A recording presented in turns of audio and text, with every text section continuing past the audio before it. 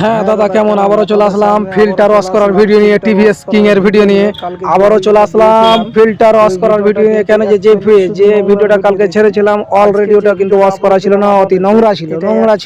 আপনাদেরকে একটাই অনুরোধ, যে ভিডিওটা যারা যারা দেখছেন মানে শীঘ্রই শেয়ার, কমেন্ট, লাইক সবই করে দিবেন। কেন যে অন্য কাউকে দেখার সুযোগটা করে দিলে অন্য কাউরই একটা মদত হবে। ফলে তোমার শেয়ারে একটা কি হবে, একটা মিস্ত্রির শিক্ষা জাগবে, আর হয়তো কাস্টমার বুঝতে পারবে যে কতটা মানে ময়লা থাকলে ময়লা কি করতে হয়, সাফ করতে হয়। দেখেন সাফ করার সিস্টেমটা দেখতেই পেলেন যে চকমকে হয়ে গেল। আর অলরেডি এই ধরনের যদি আপনি যদি নোংরা চালাও এভাবে গাড়িতে, গাড়ির ক্ষতি হবে, গাড়ি ইঞ্জেক্টর শর্ট হবে, ফিল্টার নষ্ট হবে। তো আশা করি ট্যাঙ্কি অবশ্যই পরিষ্কার করো, ট্যাঙ্কি অবশ্যই পরিষ্কার করো, ফিল্টারটা নতুন লাগিয়ে দাও, ইঞ্জেক্টরটা পরিষ্কার করলে দীর্ঘদিন চলবে না তো কিন্তু তোমার বড় হবে। এবারে যদি ফিল্টার অ্যাকচুয়ালি ভালো থাকে তো আপনাদের কি করতে হবে, এই যেভাবে আমি ওয়াশ করছি এভাবে কিন্তু ওয়াশ করতে হবে। তা আপনারা ফু দিয়ে ওয়াশ করবেন না, ক্ষতি হতে পারে। আমাদের অভ্যাস হয়ে গেছে তাই করছি। কিন্তু হাওয়া দিয়ে যে কোনো, যেখানে পাংচারের দোকানে হাওয়া দিয়ে ওয়াশ করবেন। তো ভালো থাকেন, সুস্থ থাকেন, খোদা হাফেজ।